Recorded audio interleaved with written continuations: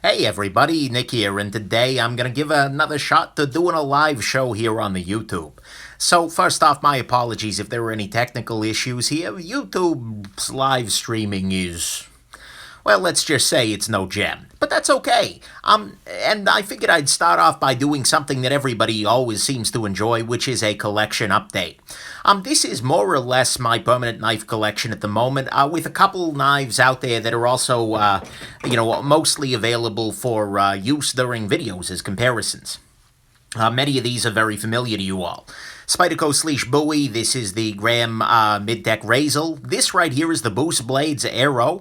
Grimsmo Rask, Grimsmo Norseman, Chris Reeve Knives Tie Lock, and note that I put a Sebenza clip back onto it.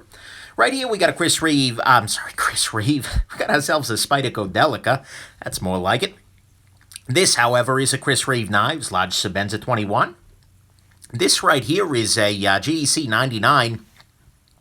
But this guy has a easy open hole that was cut into it on the top here by my buddy Toad Sticker. He's got a YouTube channel. This right here is a Gareth Bull Miura. And, of course, the plucky Z Hunter always, bringing up the rear, so to speak. Probably just trying to kill me. And practically speaking, I'm on my review table, so I got a couple of other knives that are always around for review comparisons. We've got the ZT452CF, the murdery knife that I can't get rid of it. I love it deeply for whatever reason, even though it's completely not me. Ontario Rat number 1, hey, I got it right this time. Spyderco PM2 in M4 steel and carbon fiber. Ontario Rat number 2 over there, Spyderco Dragonfly, and of course at the moment the Medford Marauder, which is one heck of a knife. So there we go. Somebody is saying the word, okay, I don't get it. A bunch of people are saying face, face, face. Sorry guys, that's not what's going to happen here today. And if you keep spamming anything, spamming that is, you're welcome to spam things if you're a bridge. Spanning is perfectly acceptable. Keep spanning if you're a bridge.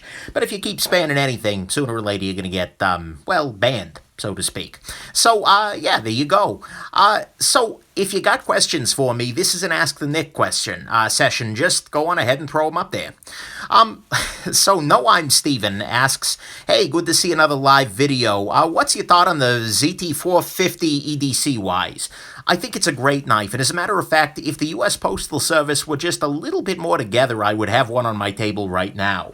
Right now, I have the ZT460 on my table for review. This little murdery cousin of the ZT450 is very interesting. I know it's not for me, ultimately, but you probably could have told that, just looking at the thing. But it reminds me of the 450, and I got one in as a loaner for a comparison here.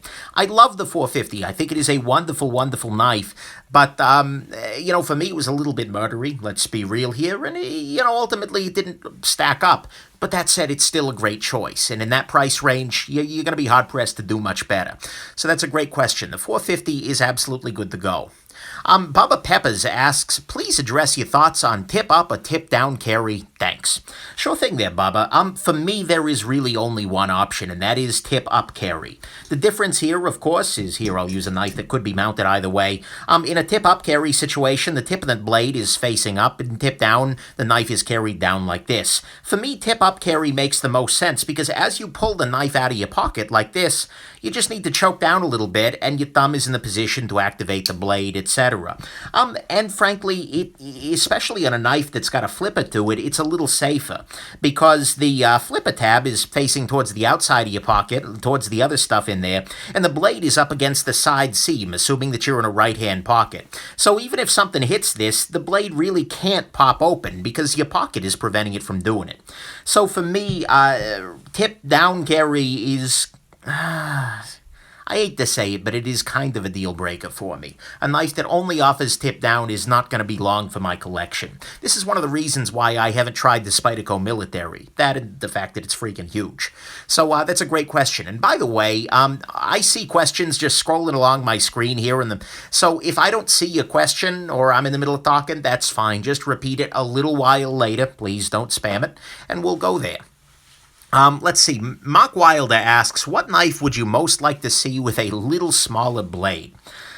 That's a great question. There were a couple that come to mind. The immediate one for me is the Grimsmo Rask, actually. This is a knife where, if you watch my full review, which is finally up, by the way, you will see that I feel like this knife is just a little too big. If this came in at 3.25 inches, this would have been even further a hit out of the park than it already was. And so that would be a big improvement. I also want a medium Sebenza. The large Sebenza is just a little longer than the 3.5 inches that's legal in a lot of places. And the small Sebenza for me is just too small.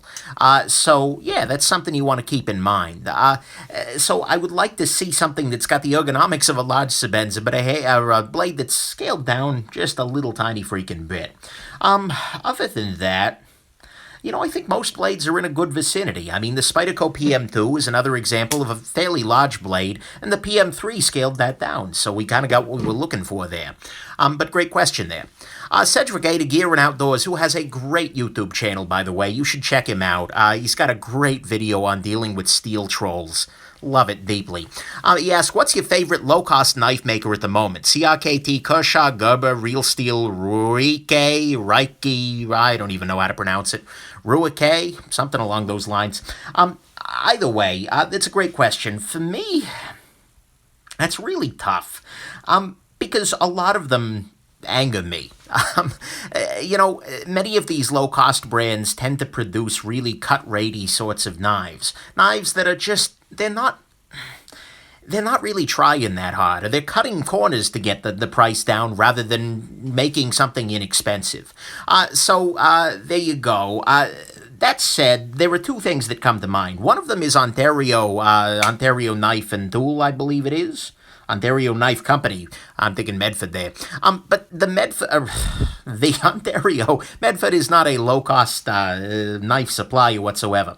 But the Ontario Rat 1 and 2, as well as the Carter Prime, are doing a really good job in terms of overall value. This guy right here, the Ontario Rat 1 in D2 steel, is one of the better values you can find out there in the knife world because you're getting a very nice steel and you're getting a well-built knife overall with relatively few corners cut for a very good price. So they come to mind. The other one that I'm going to go ahead and give a shout out to is actually Kershaw. And I wouldn't have said that in the past, but Kershaw has been doing better lately. These knives right here are the Kershaw Dividend. The two different models of them, both on loan from Frankie and Bert over at the Birdshot IV channel. They're great. Check them out, by the way. But anyways, these two have both impressed the heck out of me. In a lot of ways, they've taken a knife that I didn't love so much, the Kershaw Leak, that is, and they've made a better version of it. And I appreciate that very much. And they're made in the USA, which as an American I can appreciate. And Kershaw's been hitting it out the park lately with some other knives, which I will try and find. I will never find in time. I have my drawer of... Either way, the Kershaw Link is another great option that's in a budget sort of world. So there you go. That's a great question there. Jake Withrow asks, any interest in Zippos or lighters? Yes and no. I mean, I review EDC gear, and so they're on my table. But the thing is, I don't smoke unless I'm on fire, and so it's not something I'm going to use on that same sort of every damn day basis that makes me able to review it with a true passion. I have a set of lighter reviews that are coming up here, and I don't know when I'm going to drop them or what. I got so many videos backlogged. It's a wonderful thing, but anyways, where I review a Zippo insert that's butane, the peanut lighters, some of those sorts of affairs, to just see what works best for kind of, in case you need fire EDC, rather than an everyday smoker sort of thing. But it's not something that I'm super jazzed about. That's a great question, though. St. Jude asks, hey, Nick, still have the Neon for sale? No, I do not. I sold that guy a long time ago. Generally speaking, that's a great point there, though. If you're wanting to figure out what I've got for sale at a given moment, the best way to do that is to support me on Patreon. I hate to be the NPR pledge drive guy, and this is the only time I'm going to try and mention it here, but one of the benefits of being a Patreon supporter of the channel, it's patreon.com/Nick Shabazz, it's in my profile, is that I post any gear that I'm getting ready to sell immediately on Patreon, and I usually give better prices there than I would on a knife forum. And so right now on the Patreon, what do I have for sale? I have a Got a Gareth Bull Chamois, 2.75 inches. I've got this little Omega here is for sale on the Patreon right now. Great little watch, just not something I'm wearing that often. And, there's something else that I'm forgetting right now. Oh yeah, Prometheus Alpha pen. I'm not carrying the titanium model. Instead, I'm usually carrying the nickel because it's a little lighter. So this guy's up there. But if you're looking to see what I have for sale, that's where you're going to see him first. Beyond that, I'm just going to do it on Blade Forums or Reddit or something like that because I'm going to be honest, I don't like the idea of YouTube knife sale videos just because they're, I don't know, it can be a little bit frustrating. Seven Addis says, Nick, tell the hippo joke. I will occasionally do live streams on Instagram, and there's a core group of wonderful jackasses who come in to join me. And one of them told, and I forget whose joke it is, but told the joke, what's the difference between a hippo and a Zippo? And the answer is, a Zippo is a little lighter. Okay, I just lost like 50 subscribers. I know that to be a fact, but that's okay. Sorry about that, guys. Let's see here. St. Jude asks, did you get the Sebenza carbon fiber tanto? Great question. Actually, a viewer of mine did. He wanted one, and he said, hey, why don't I just have it shipped to you first? That is super generous of him. Thank you, Nicholas, if you're watching this. And so I did get a chance to check it out, and it is a very nice knife. I did not a full review, because it's basically a large Sebenza, but I talked about the differences with the tanto blade and the carbon fiber, and my conclusion, without spoiling things too much, is guess what? It's still a damn nice knife. Personally, I like this guy better. I like the Insingo blade a little bit better than the tanto blade, and I like having the titanium, although the carbon fiber was very nice. But, yeah, that's kind of where I land on it there.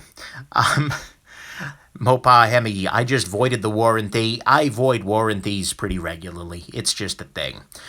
Jake Carvalho asks, can you do a re-review of the Spyderco Dragonfly 2 if I still have one around? Well, as a matter of fact, yes, I do still have one around. It's right freaking here. And yes, I do. I am planning to do some re-reviews. My very first reviews on the channel were frankly terrible. I mean, I was still figuring out what was going on. I was at that point in time, I had my phone balanced on the edge of my desk, and I was filming on top of a little chest of drawers with a cutting board on it. You know, it did the trick, but they weren't very good, and frankly, they weren't very organized. I was violating a lot of the rules that I've come to live by as a reviewer.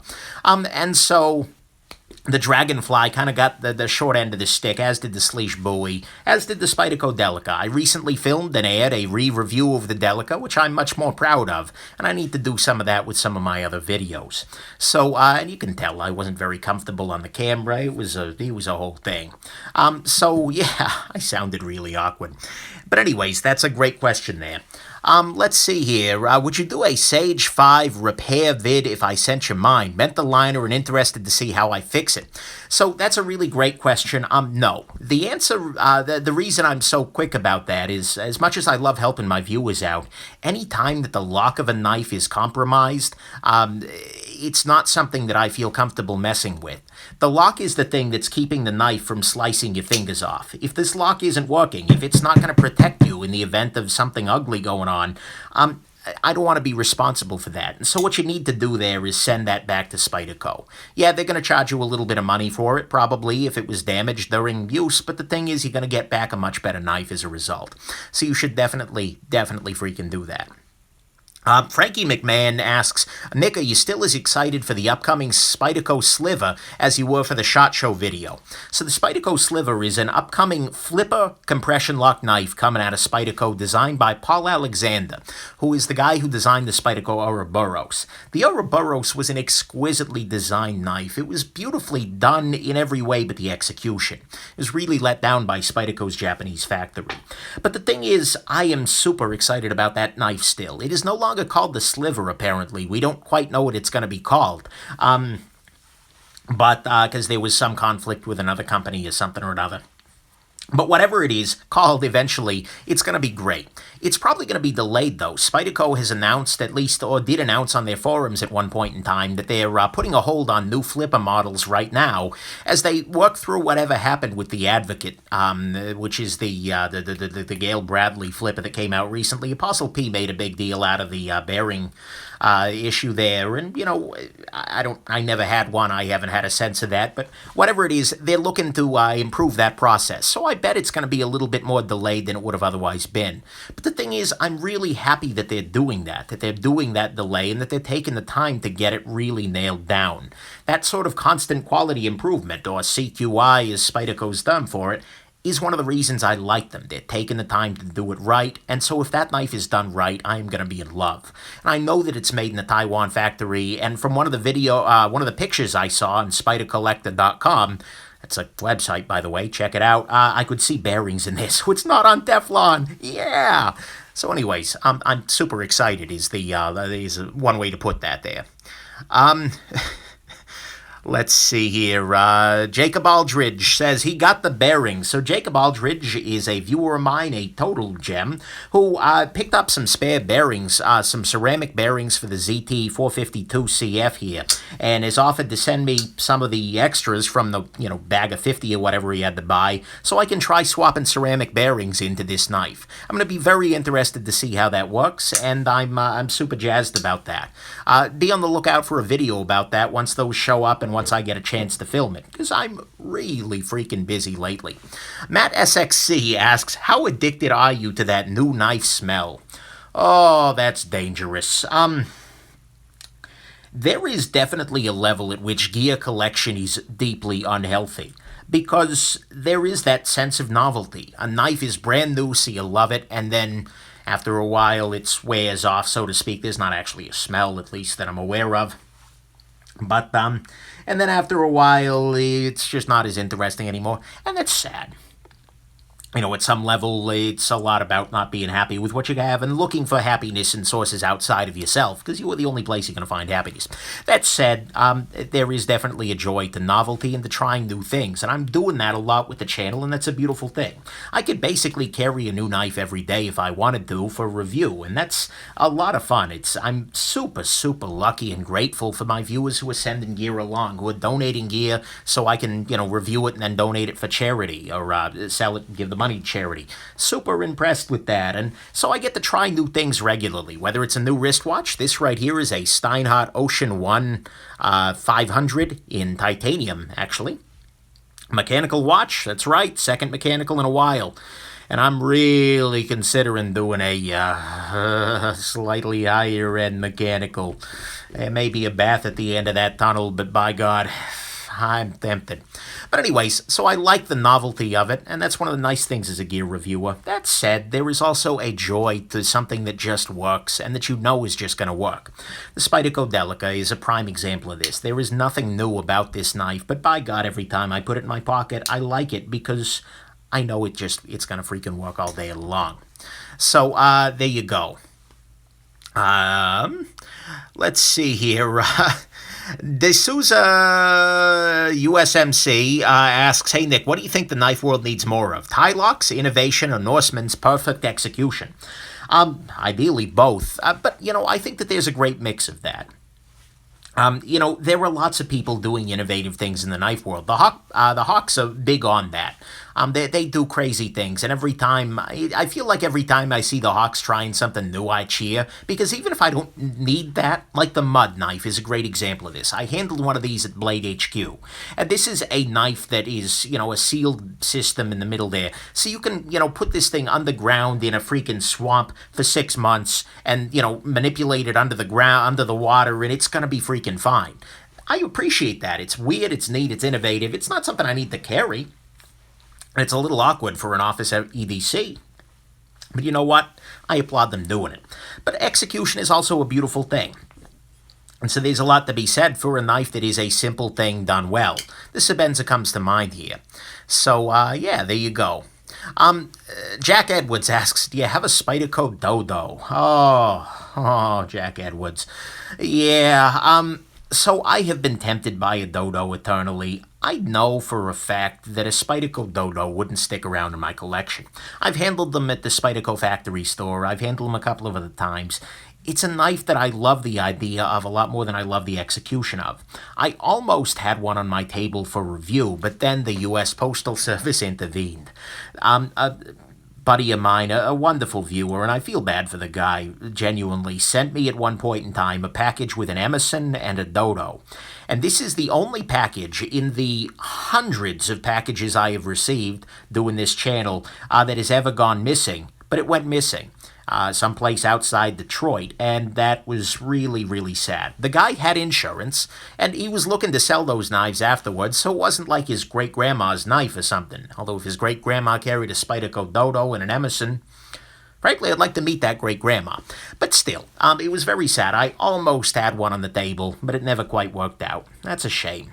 But this is part of the reason why whenever somebody says, Nick, I want to load you something, part of my little form that I send out is, is there any sentimental value to this knife? Is this, if somebody wants to send me a knife that they were given on their wedding night by their wife because their wife wants to give them a knife on the wedding night, I don't freaking know. Maybe your wife does. But nonetheless, I don't want that knife. I'm sure it's a beautiful thing for you, but it's not something I want to risk losing or damaging in the process there. So that's a great question there.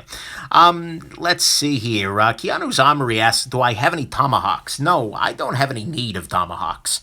I have a machete that I picked up way, way back when in Brazil. And beyond that, no, I don't really. The thing is, I'm not high-speed, low-drag tactical throwing tomahawks at tangos and whatnot. That's not that ain't my scene. And I'm also not super bushcrafty, etc. A feather stick is something that you make at Joann Fabric with glitter and feathers and hot glue. I know what a feather stick is, but still. So I have no need of a tomahawk. But great question there. Let's see here.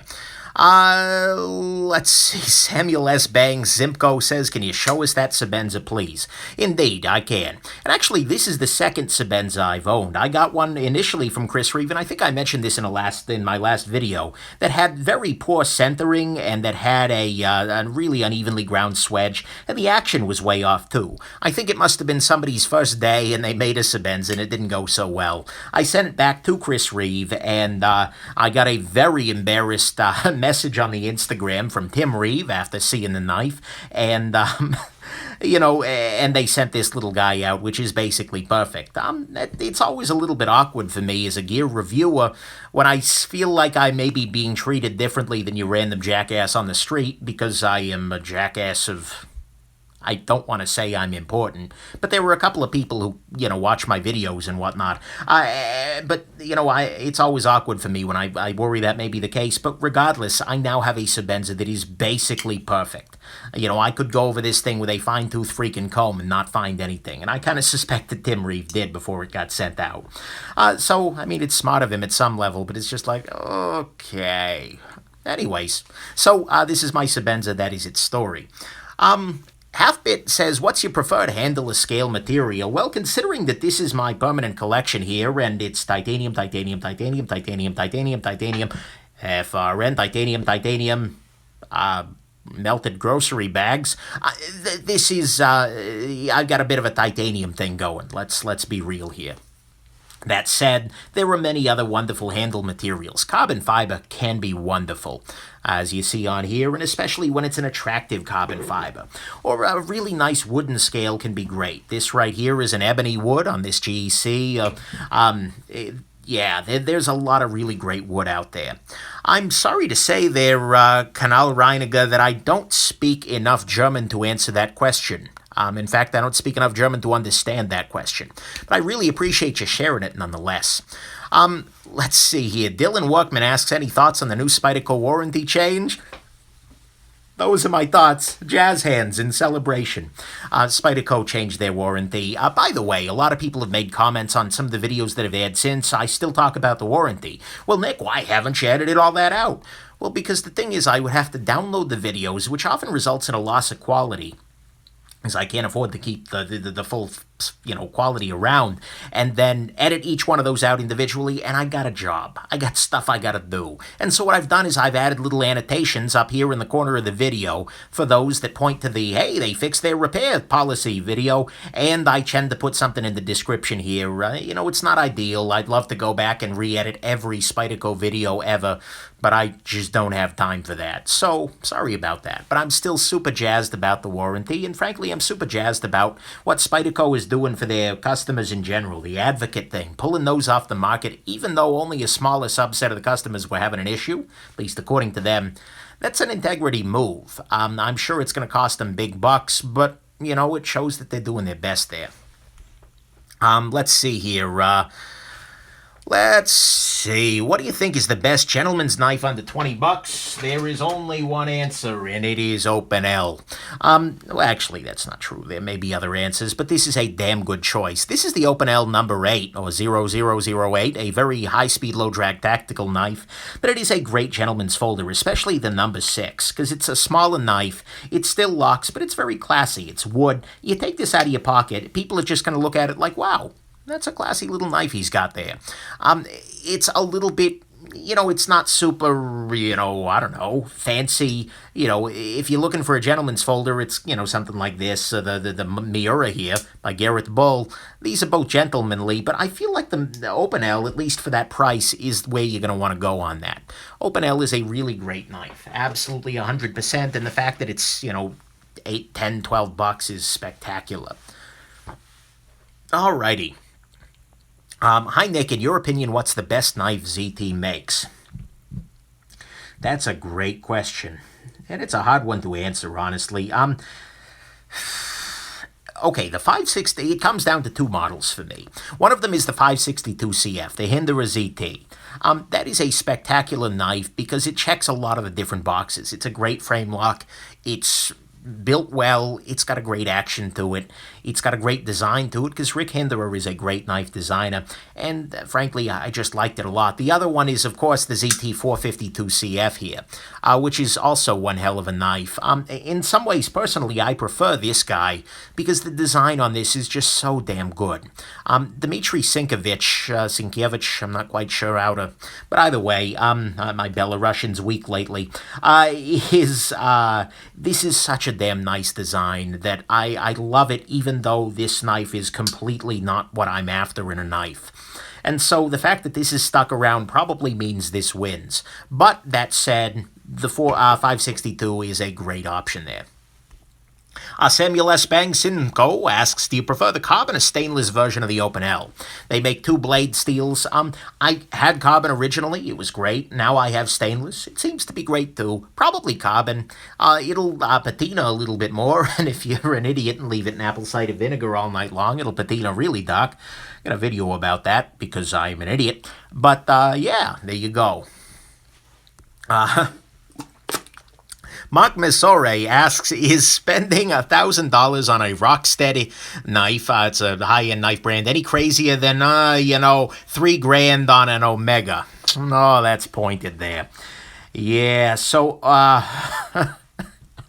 no, none of this is crazy. Look, I mean, fundamentally, if something is bringing you joy, it's not crazy to spend money on it, if you can afford to do so, and that is the key thing here. If you can afford to spend $3,000 on a Rockstead knife, or, to buy a $10,000 Loveless custom fixed blade, you feel free. Do it. There is zero reason not to. That is your life, and if it brings you happiness, even at some basic level, if you look at a knife and go, oh my God, this is art, then by God, I don't think it is crazy. If it brings you joy in this world of pain and suffering, there's more to it than pain and suffering, but there's a lot of pain and suffering, let's be real here, then why the heck not? And I feel the same way about wristwatches. There's a wonderful thing for doing, let's see here. There's a lot to be said for an $8 wristwatch. This is $8 now. Casio F91W $8 wristwatch. There's a lot to be said for a $1,200 wristwatch. Frankly, there's a lot to be said for a $6,000 wristwatch out there in the world. And because I'm an idiot, I look at $6,000 wristwatches and may end up making that happen. And I'm going to blame you guys on the channel if that ever happens, by the way. Terrorist spotted. Lemmy FW says that. Yeah, this knife, this watch has a history of terrorism. Watch my review for a little bit more on that. That's pretty entertaining. Good catch. James Bond's watch next to the terrorist watch. Excellent. But anyways, I think if it brings you joy and you can afford to do so, you're not hurting your family, you're not hurting your friends, you're not hurting your community, and you're still being generous to the people around you with your time and to whatever extent you cash, then why not? Go ahead and do it. So there you go. Soggy Avenger, my car costs less than $6,000. Yeah, mine's about in that vicinity too. Actually, the new one's okay, but still. Let's see here. Wyatt Broom, if the average quality control of Benchmade was similar to the Slysz Bowie, what would your opinion be on the company? So look, Benchmade knives was my first knife. You know, they were where I bought my first high-end knives, and so I always have a soft spot for them. They're in a hard place right now with regards to quality control. It is absolutely a thing, and modern Benchmades, like this little 300 here on... donated by my viewer Andrew, they're having some struggles. But if Benchmade gets their in gear, basically, gets their ship in gear, because they need to write their ship, that's what I was saying there, kids, I think it's going to be great, because they have so many great designs, like the Benchmade 940, or the Adamas. I mean, Benchmade, I would hate to see Benchmade die off, because they've got so much great stuff. They just need to fix what's going on, and they need to admit that they've got a problem in terms of pricing and QC. That'll make it a much, much better thing. So there you go. Sam Lund asks, your thoughts on Russian-made Vostok watches? So, I've had one of them, and it was terrible in terms of accuracy. It was running on the order of minutes fast per day. Maybe that one was magnetized, maybe it was just problematic, but it was a terrible watch, and I've heard a lot of people say similar things, that if you buy a Vostok, you're not going to get stellar accuracy. But the thing is, they're very inexpensive, and there's a lot to be said for, something, if it's cheap enough that you're like, it's kind of a throwaway sort of thing, having a mechanical watch is still kind of a cool thing. I will say that wearing a watch like this is a mechanical, running an ETA movement, very accurate. But anyways, there is a coolness to it, absolutely 100%. But the thing is, I think you need to pay a little bit more to get slightly better quality in general. If you love it, then great. Otherwise, no. Nick, Delica 4 or Mini Grip Delica 4? Every day of the week. I like the Mini Grip okay. But the thing is, the Delica is easier to carry. Just Delica. Delica. Let's see here. Historical query. Could the Titanic have been saved and they had a Medford knife on board to supplement the anchor? I'm not much of a nautical gentleman, I will say that much, but my impression is that that was not the Titanic's ultimate problem. And frankly, with something this heavy on board, it probably would have sunk a little bit quicker still. So, I don't know. Let's see here. Matthias Mertens, am I the only one around me who refers to myself as the Nick? Or are you so cool that other people around the world do it too? I don't even know that answer. I mean, my viewers are now, they're calling me the Nick, so I'm just sticking with it. The Medford could split the iceberg, says Tim Lara. That's excellent. Kilowatt says, quartz accuracy versus mechanical cachet. Yeah, I've got a video on why quartz is the best choice for most people's everyday carry, and I stand by it 100%. There's a lot of joy to be found in mechanicals, but for most people, quartz is just way more practical. Derek Woods says, can I say da Bears? Yes, I can say da Bears. I love that Saturday Night Live skit. It's going to be before a lot of people's times, but still. Let's see here. Marrow House asks, Nick, you planning to add a Microtech knife to your collection and make a review of it? So I have reviewed the Microtech Sigil, which was, that wasn't so pretty. That said, Michigan is about to pass, well, okay, we don't know that. But there is a pretty good chance that Michigan, the state in the U.S. I live in, is going to pass a law coming up soon that will repeal the switchblade ban and will make the possession and carry of automatic knives legal around the state. And that would be a nice thing, and it would allow me to actually carry and potentially review some out-the-front autos. I still don't love the idea of an automatic knife. I don't really, frankly, see a need for it when we've got flipping knives that are this damn quick and easy. But you know what? It might be something interesting to give a shot to, and I know that Frankie and Bird are over at the Birdshot IV channel are just chomping at the bit to hook me up with a Microtech or two. I will say about Microtech, though, they use terrible fasteners, and so there is always going to be a level of hatred for Microtech in that way. On the out-the-front autos, it makes a little bit more sense because those are not easy to disassemble and maintain. However, at the same time, it's still going to bug me. Let's see here. Should I buy a Strider before it's too late? Drummerboy1231 asks that. So what he's referring to is the fact that Strider knives as a thing is closing down, or at least they're retiring the brand or something. Basically, Strider is undergoing some major changes, is what we know. They're still going to make customs, but the production versions are probably going away. The thing is, if you love Strider, then this is probably a good time to check one out. That said, I'm wondering whether they're going to walk that back a little bit after Blade Show. This may be, maybe my inner cynic is thinking here that this could be an excuse to sell a bunch of Striders at Blade Show. But maybe they are legitimately just stopping production, they're moving on, and that's how Mick is making it sound. I don't want to go too deep into my reasons for not loving Strider. There are some pretty ugly things in his past, and some things that haven't quite been answered for. Just do a search. You'll find it on, Blade forums and whatnot. And so that's the reason I don't tend to love Strider very much. And, I'm going to be honest, I don't find them all that compelling as knives. I've got a review of a Strider SNG. I'm told that particular knife wasn't perfectly exemplary and whatnot, but Strider doesn't do it for me. So, I'm sad to see them leaving the business. I'm sad for the people who are going to lose jobs there. And, at some level, I like seeing more diversity in the knife market in terms of different models and whatnot, but I'm not mourning that one too hard there. Let's see here. What do we got? Nick, what is your take on Lynch clips? Custom clips by Casey Lynch. I've got a review of them up online, actually. It's always a good idea, by the way, before you ask a question here or otherwise, and I'm not saying that to you specifically, just do a search on the YouTube for Shabazz Lynch clip or something like that. You'll very often find those videos. My ongoing thoughts, though, I had one on the Delica for a long time, but the problem with that is two things. First off, unfortunately, the Lynch clips have kind of a hole around the screws, and in order to screw these in, you kind of have to go in at a weird angle, and I don't love that at all. That always felt very, and so he needs to work on that. And the other thing is that, practically speaking, the ergonomics of the Delica were a little bit better with the factory clip for me. And so that's a point of friction I wasn't so in love with. Let's see here.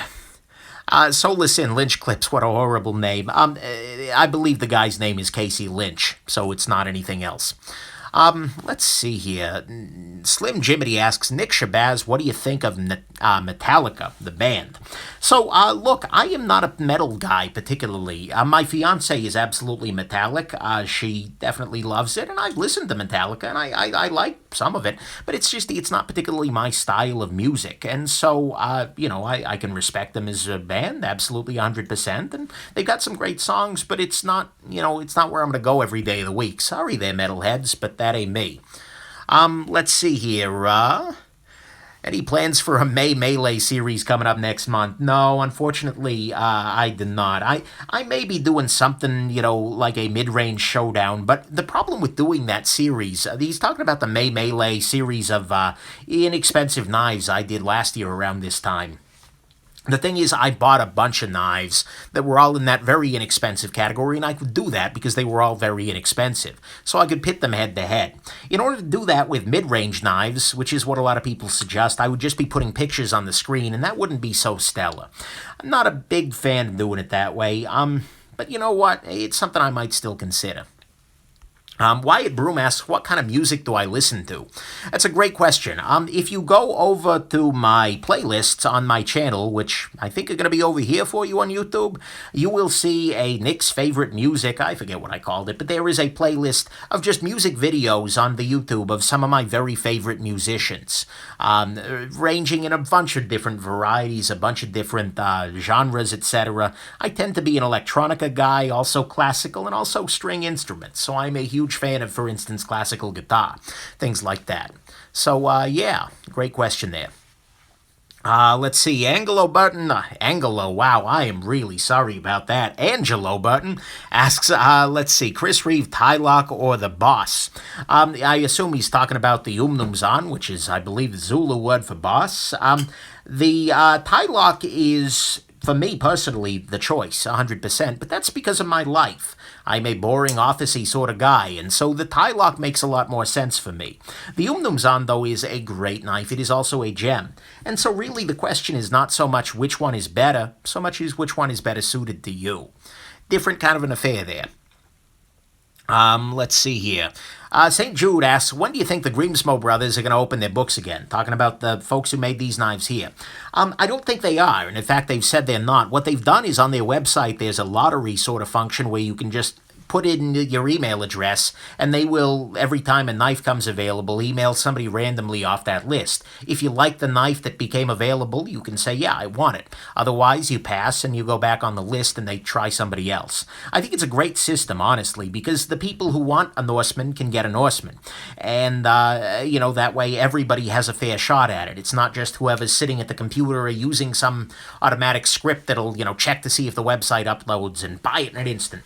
I think, that's the way to do it. But my impression is that they're not going to have open books in the classical sense anytime soon here, because that's a lot of work. I mean, let's have some sympathy for knife makers. It's hard enough to be cranking out a new knife every day, but cranking out a new knife every day according to some jackass's specifications, and dealing with changes, things like, well, actually, hold on, I think I want purple backspaces instead of bronze. And to be clear, I did this. I ordered my Rask, and then later on I realized, wait a second, I kind of want my Rask to match my Norseman. So I shot them one email, and they were very happy to accommodate me, but still, that's a big deal, and that's a lot harder than just making a knife and then seeing if somebody wants to buy it. So I don't blame him for going that route. Let's see here. Jared Tyra asks, what sandwich do I make the most? Sandwich? Probably a PBJ. Peanut butter and jelly sandwich for those of you outside of the States. Beautiful, beautiful sandwich. Absolutely A+ on the peanut butter and jelly sandwich. I tend to prefer a strawberry jelly. Well, I'm reviewing here, and of course your peanut butter has got to be crunchy. Let's see here. Leonard Zabinski asks, Nick, do you hate folders like M-Tech, Schrade, Elk Ridge, Tac Force, etc.? Hate is a very strong word, and I really can't say a damn thing with this little guy sitting on my table. Not only because I think it'll kill me in my sleep, but because, frankly, there'd be a level of hypocrisy to it. I think it's very sad that some folders are really, underbuilt. Some of those folders are outright dangerous. Companies like Schrade that's making, knives that are just really poorly made, to the extent where they could, like this little guy, actually injure you if you tried to use them. I think that's ugly and terrible, and I do hate that. But there is room in the world for budget knives, for inexpensive knives. I think that you're better served by going just a little more expensive and getting something like your Rat 2, or your Kershaw Dividend, or your Link, or something along those lines. But, I definitely understand that not everybody has, even $60 to spend on a knife like a Delica. That's a level of privilege, 100%. And so it's good that somebody's making inexpensive knives out there, but I hope they're making them better than some of the M-Techs and such are done there. Let's see here. Paula Weiss asks, M.O.A.B or $360 million on knives? So I assume you're talking about the mother of all bombs, which is a large piece of ordnance that was recently dropped by the U.S. in the Afghanistan. I'm actually going to go ahead and misinterpret your question, though, because M.O.A.B, Utah is a beautiful place. I encourage everybody to go to M.O.A.B, Utah, because you get Canyonlands National Park and Arches National Park, like right freaking next to each other, and Canyonlands is awesome. Frankly, it is better than the Grand Canyon, and I've been to both a number of times. Canyonlands freaking rocks. And so for me personally, although I would certainly take $360 million worth of knives, I'd probably sell them. Let's be real here, and then take that money and go to M.O.A.B. I would really like to go to M.O.A.B. That would be a beautiful thing. Tim Lara says, plus you can visit Blade HQ in Utah. Yeah, it's like 7 hours away. Something like that. So, 7 hours? No. Less than that, I think. Maybe 5. I don't know. I haven't driven from Salt Lake to Moab there. Jake Carvalho asks, is there a review coming soon of the Dividend? There is a review coming. I don't know about soon. I've got a whole bunch of videos that need to air, and, but I will say, just off the record, I've got 206 people in here. It's on the freaking record. But I do really like this knife. I think this is a great knife, and it reminds me a great deal of the Kershaw Link, and the Kershaw Link was just declared a gem. So I think you'd be wise to bet on a good review from me for this guy. It's not perfect. I don't quite know how it's not perfect yet. I'm sure I'm going to find ways in which it's not perfect. But I am very, very impressed with this little guy here. So there you go. I'm completely ignoring the racism in the room. And as a matter of fact, give me just a second to ban that guy, because holy crap. Let's see here. Remove. Alrighty. Moving along there. Blade shape a lot like the Rask. What are you talking about there, Jason? I don't freaking know. If I could make a knife, how would it be? Check my Ask the Nick, I want to say volume 2 or something. I talk about what my perfect knife would be like. It's a pretty good thing there. Let's see here. You should say 551-1 gives the 940 some competition. Derek, I gotta be honest with you. One of the problems with all of the number-based model names, so We Knives has this problem, Benchmade to an extent has the problem, ZT absolutely, is that I don't always remember what a 551-1 is out of Benchmade. There were a lot of good knives that they make, and I appreciate that many of them have a name, like the Benchmade Valet is, what the heck is the Valet anyways? The Benchmade 870, something like that? Either way, I don't always know that. And so when people say something along the lines of, Nick, do you like the ZT 867-5309 or the We Knives 848.3? I got no freaking clue. So sorry about that. Unfortunately, my brain doesn't store those quite as effectively. Really, really a big fan of companies that actually use names for their freaking knives. So there you go. Let's see here. What do we got here? Somebody wants attention. Oh, yeah, that's true, Lee. That's absolutely the reason these folks are trolling. It's a sad thing, but, at some level, that's got to be a sad existence to go through. I mean, to be the guy who comes into a YouTube live chat just to make other people feel bad? Like, really? I mean, I feel for the guy. He must be suffering like freaking crazy. Anyways... Nick, you're a wonderful gift to the knife community. That said, I don't have time to watch all your videos. I don't blame you. Do you like it or not? He's talking about the Sebenza, actually. Yeah, I like it a lot. The large Sebenza is a gem. The small Sebenza, not so much. So, yeah, there you go.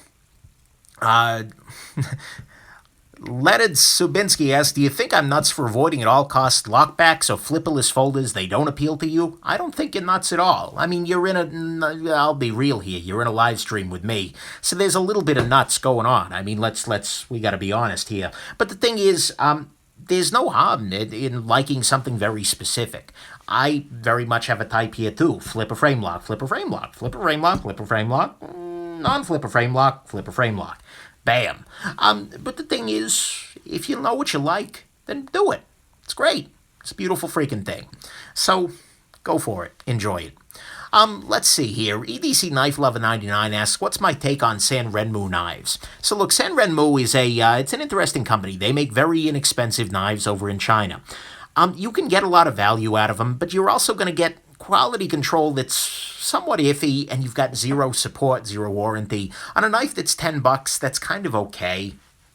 Because, I mean, look, if it's screwed up, you pay $10 more. But the problem with those kinds of knives is that you don't really know what you're going to be getting. Very often, they're pretty good. And in fact, San Renmu, I'm told, makes some knives for some other bigger name companies that we do know of over in China. But so if it's something you want to get into, that's great. Part of the problem, though, with San Renmu and Real Steel and Gonzo, although Gonzo, most of their designs are ripping off other people's designs, and I find that really ugly. San Renmu does this a little bit too, but not quite as much. But the problem with those kind of companies is that every one of them has 800 models. And so as a gear reviewer, it's really hard. I could spend my entire life just reviewing the constant stream of knives coming out of Real Steel and Gonzo. for instance. And so I am already drinking from the fire hose in terms of production knives. I got way too much to do, and so I'm kind of not focusing on that side of things. Real Steel makes great knives sometimes. They did. I've been very impressed. I've been very unimpressed with them, but, nonetheless, that's not someplace I'm going to spend much of my time. But the thing is, YouTube is a big place, and there are folks who specialize in all of the, in all of the Chinese, more inexpensive knives. Solasin says, my Gonzo came way smoother than the Griptilian. Yes. That's one of the scary things, though, with Gonzo. So Gonzo is one of the companies that is using the Axis lock. Very often, they've kind of ripped off a lot of Benchmade designs, which is ugly, but the thing is, they tend to do the Axis lock better than Benchmade does these days. That's more a statement of Benchmade than Gonzo. If a company can do a better, make an Axis lock with better tolerances than Benchmade can and sell the knife for $15, that's really ugly, and it's proof that that Benchmade needs to up their game. Maybe Benchmade licenses them a designer too for real, and Gonzo shows them how to make an Axis lock. I don't know. That's cynical. Benchmade can make good Axis locks, they just don't a lot of the times. Some gentleman, or lady for that matter, I'm happy to have ladies in here as well, just asked me if I'm going to review a Shinola watch. I've got a mixed take on Shinola watches. Realize I am probably, 45 minutes from the epicenter of Shinola, so to speak, but I'm not a big fan because they're making very expensive watches that don't need to be very expensive. If you buy a high-end quartz piece, you get higher-end quartz features, things like solar radio control, or you get really high-end case and finishing. Like on this Omega here, this is a very nicely made watch overall, and I've never felt that kind of level of quality off of a Shinola, yet the prices are right in the same region, and that, to me, is really ugly. So, not going there. But check that video out there. Adrian Ariam asks, friction folders, ? Yeah, friction folders are a thing.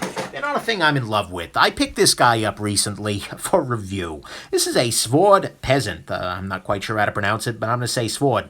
It is a friction folder, meaning that there is zero lock on this knife. The only lock is the fact that when you've got this in your hand, the knife can't really close because this lever is right here.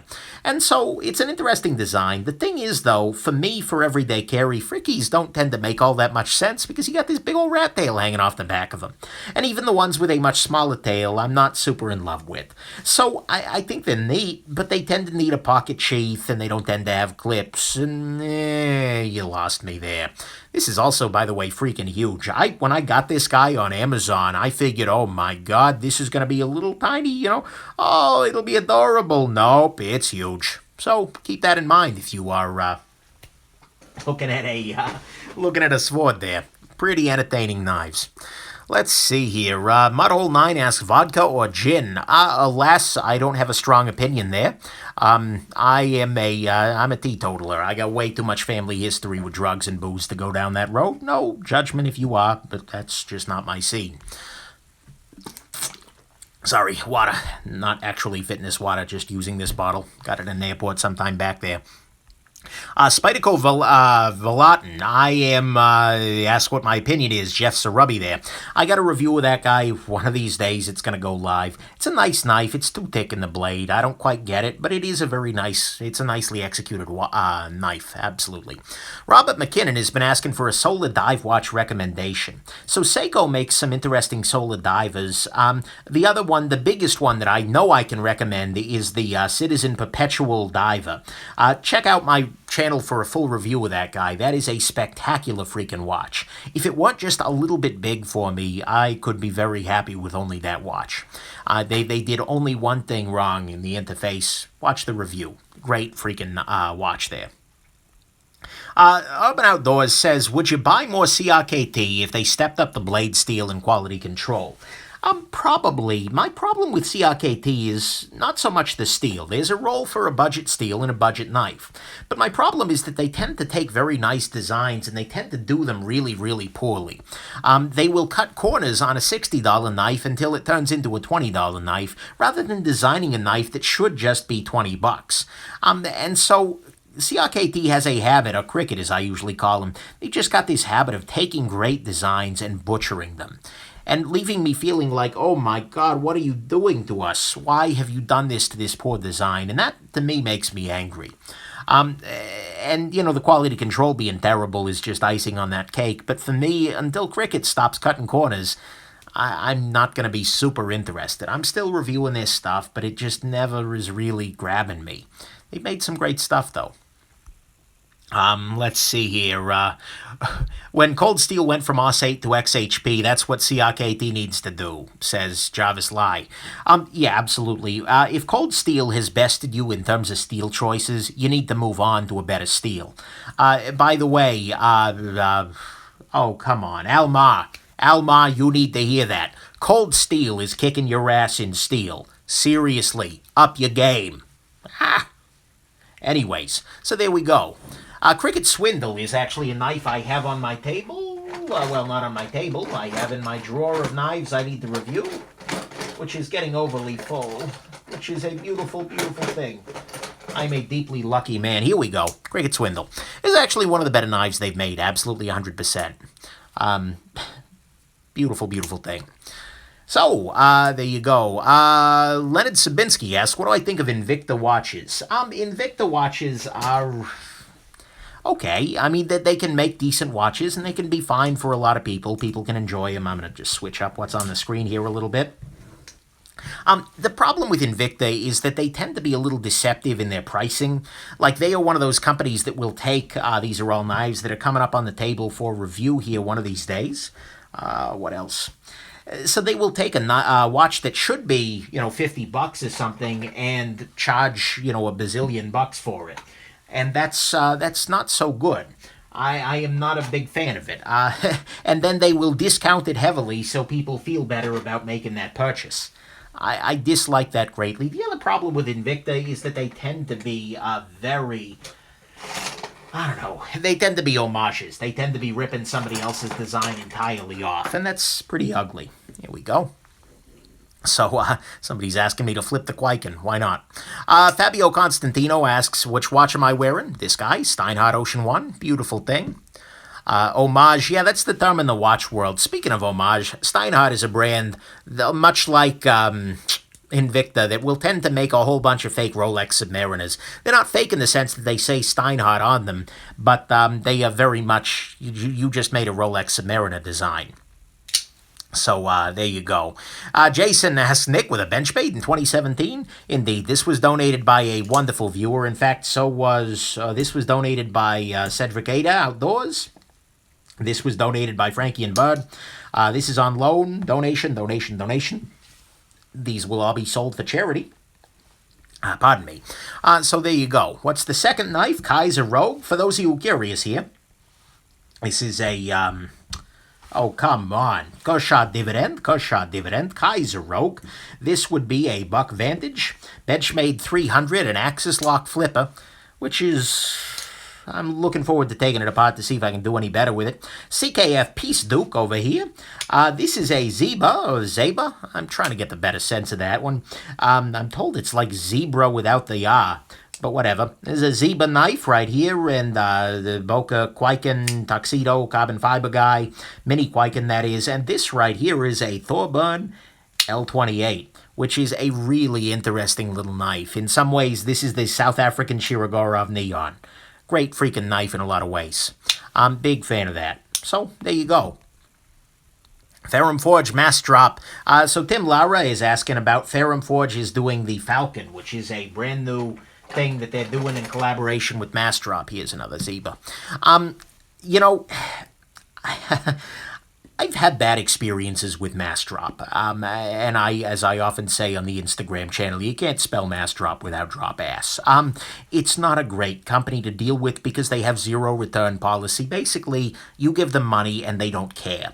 They ship you stuff whenever they get around to it, but you are saving 10 or 15 bucks or something along those lines in order to get zero customer service. This is like an airline that says, you know what, we don't actually need to pressurize the cabin. And do we really need heating? We'll just keep people alive.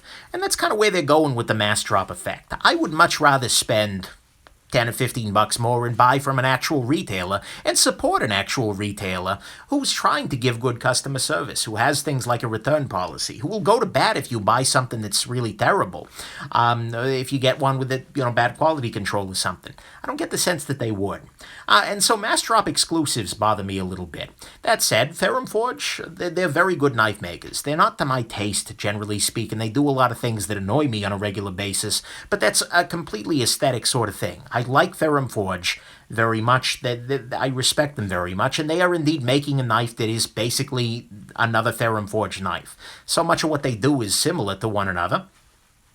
And the Falcon there, by mass drop, is basically the same thing. I believe, and correct me in the comments if I'm wrong, but I believe this one's being made by We Knives. And We Knives makes incredible mid-techs for people, so I'm sure it's going to be a great knife. If anything, I'd be a little concerned that they're going to cannibalize the sales on the higher-end stuff by doing this. But I don't know. So anyways, that's kind of my thought. I don't like mass drop in general just because I've had bad experiences and I'd rather pay a little bit of money for actual customer service. And I don't know. The Falcon's not calling my name, but could still be interesting. Not a bad thing. Just wish it wasn't a mass drop exclusive.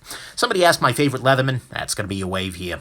I like this guy a lot. I have a Charge TTI that I got a great deal on at one point in time, but the Wave is just as nice in so many ways. Let's see here. Jeff Furtado, thanks for changing the knives up there. Yeah, you're welcome. I try and keep it a little, keep it interesting here. Reno Lewis asks, thoughts on RWL 34 steel? That's, this guy right here is an RWL 34.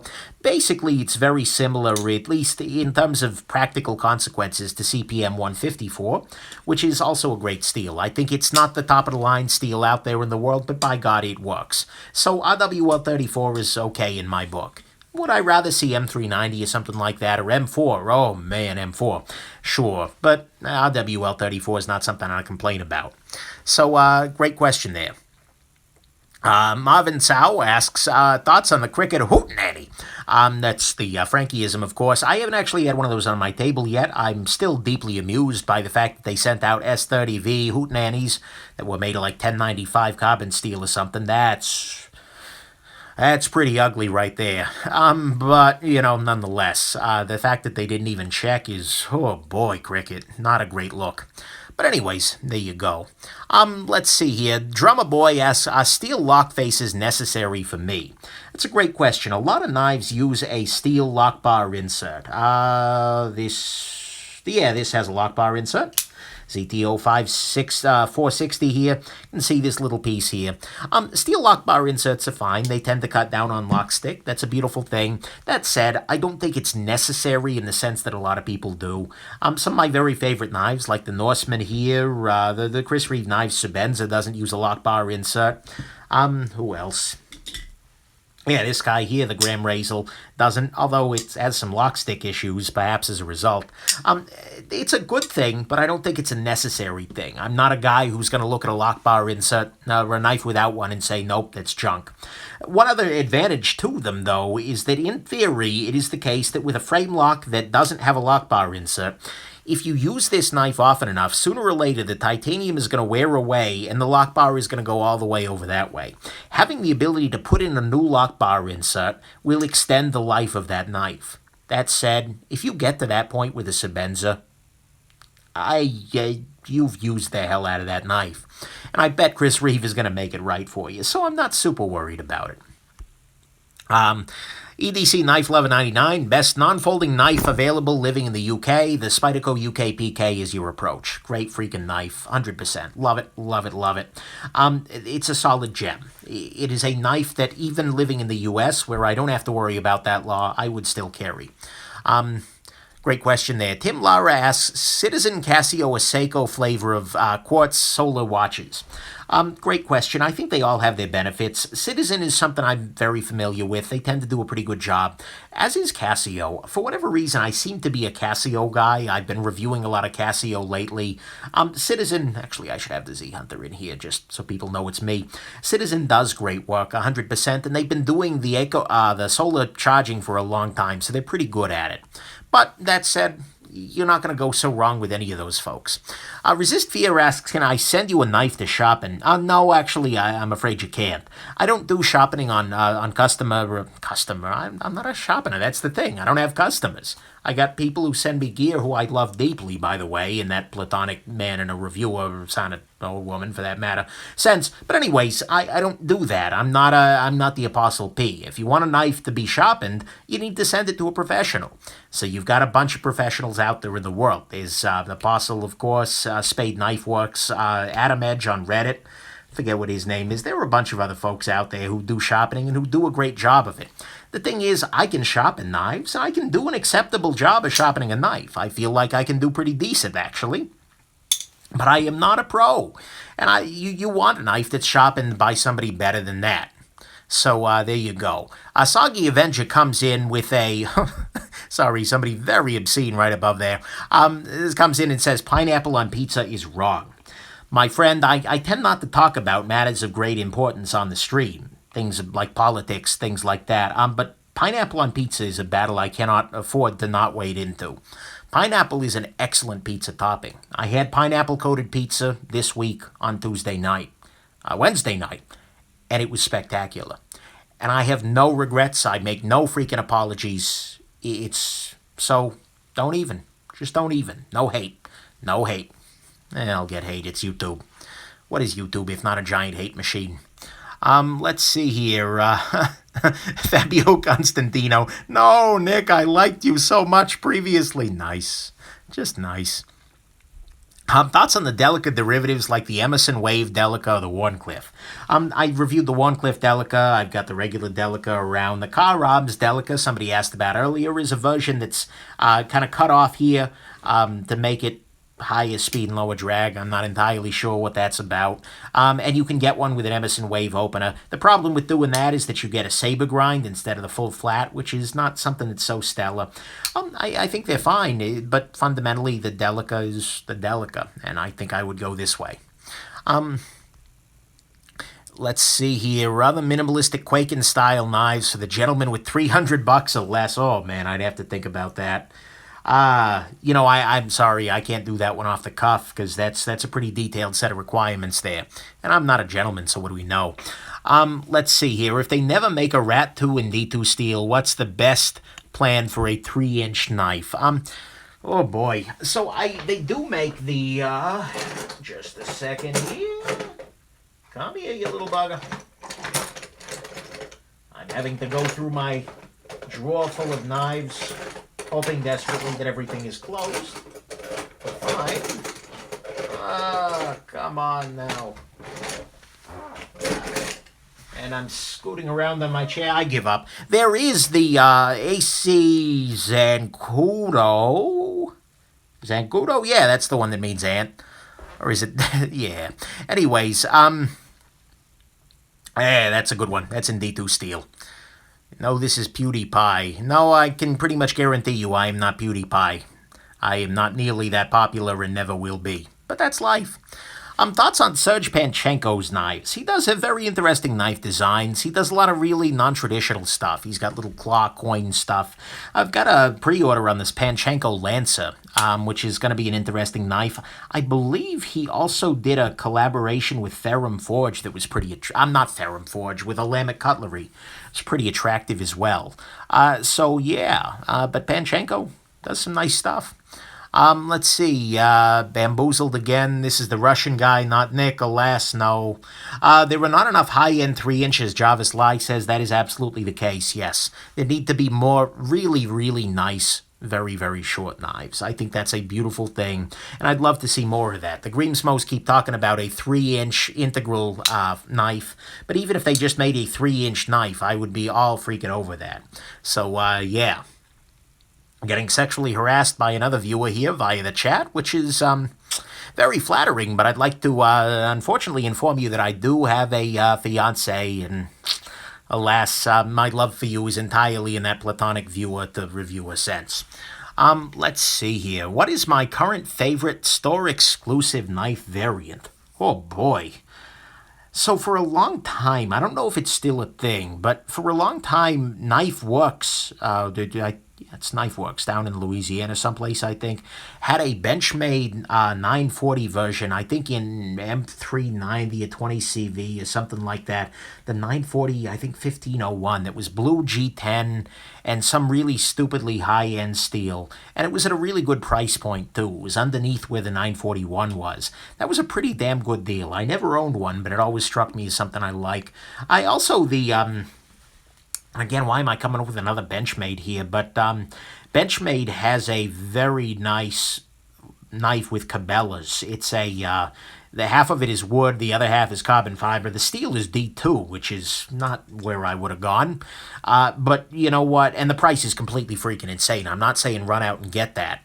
But that said, it is a really nice store exclusive. It's very attractive. So, yeah. Oh, fiancé thing is a surprise to many. Oh, Bill Kempthorne. I appreciate the vote of confidence there. Well, frankly, it's a surprise to me. Who the hell? I mean, seriously, somebody actually said yes to this guy right here. The jackass with 20 knives on his table right now. What the hell kind of person? I'm grateful. I'm happy. Whatever. But went to the pizza place and asked for a Shabazz. I'm afraid I'm not that popular. Maybe if I was PewDiePie, that would work. And actually, if I was PewDiePie, that'd be really convenient, because you could ask for the PewDiePie, because it'd be like a pizza pie. Okay. Sorry. M.O.A.B as she's seen my face. No, the bag stays neatly tied down there. I think it's better for everybody involved. If you send a picture... Okay, that's some sexual harassment right there. Thank you very much, though. Jets or Little Caesars. So we are not far from the Little Caesars original headquarters, so I think I am officially supposed to say Little Caesars. That said, I've not really, I've not gone that route. Wow, I'm getting a lot of sexual harassment from my viewers. That's pretty entertaining. I'll take it. Sean McNiff is asking, could you please say, if my calculations are correct, when this baby hits 88 miles per hour, you're going to see some serious shit. There you go. I said it. Enjoy it. The like button is toggling up and down based on Nick's last answers. That's pretty entertaining. I wish I could see that, actually. Let's see. Have I handled the ZT-055? No, I have not yet. I'm planning to. As soon as they ship me one, I'm pre-ordered. But there you go. Thoughts on the Zeba? Is that an S2? How does it flip? I believe this is an S2, and the flipping action is incredible. The only thing I don't like about this knife, honestly, is the clip, and not because it's all devilish, but because it doesn't have much ramp. So it's a pain in the neck to get in your pocket. Aside that, nice. Fine enough. Somebody asked about an M-Custa. I don't... Here we go. Hi, M-Custa. Got this little guy here on, this was donated by a wonderful viewer in exchange for a charitable donation or something along those lines down the road. Nice knife in some ways, terrible knife in other ways. Teflon, oh, Teflon. And the liner, much like the Browse I reviewed today on the channel, the liner is integral with the clip, which is an interesting approach. Good God, that clip is tight. But, anyways, yeah, so I got an M-Custa coming up here.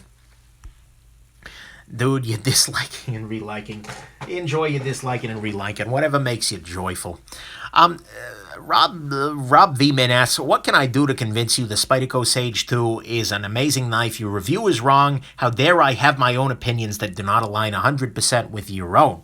I am really sorry about that. I hereby retract my views that disagree with yours, such that my reviews are completely in line with your own opinions. And in fact, that's the same for everybody. If you don't like something I have to say, that's a-okay. As for the Sage 2, you know, it's not that it's a bad knife. It's just not that it's incredible. There is so many, and I said this about every Sage knife ever. The Sage is a very vanilla design. So when paired with a great lock like the Sage 5, that is, with the compression lock, it's great. When paired with a titanium frame lock, look, there were better frame locks out there, even by Spyderco. Just saying. But, I don't know. But given this is much more expensive, so Sage 2 is fine, but it just doesn't make my heart sing. Sorry, I don't make you sad about that. I believe this is an S2 Mini Zeba. Somebody just asked me. Zaiba, whatever. Ryan Soltis, do I lift bro? I do not lift bros. I don't lift sisses either. I'm sorry to tell you, in general, sibling lifting is just not my thing. It's not my style. Frankly, I don't really lift. I should lift. I really should lift or something. But, although actually, technically, I could do curls with this bad boy right here. Oh, yeah. Oh, I don't know. I'm going to be sore tomorrow. This is pretty hardcore here. Here, I'll do a couple more reps here. I'm sure my form is all off because I'm trying not to hit the phone.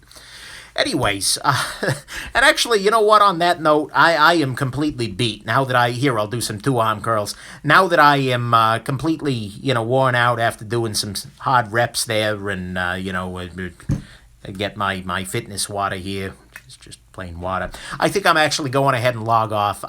As I've said in the past, if anybody wants to be a gem and subscribe, kind of transcribe the questions and their timestamps, that'd be a beautiful thing. Not required to, but it's a wonderful thing, and I'll put you in the comments there. But regardless, thank you all so much for stopping in, for asking good questions, for only minimally sexually harassing me, although I actually would prefer none of it, but, hey, whatever. And thank you all for shouting down the trolls, and have yourselves an absolutely wonderful rest of your day. Bye, everybody.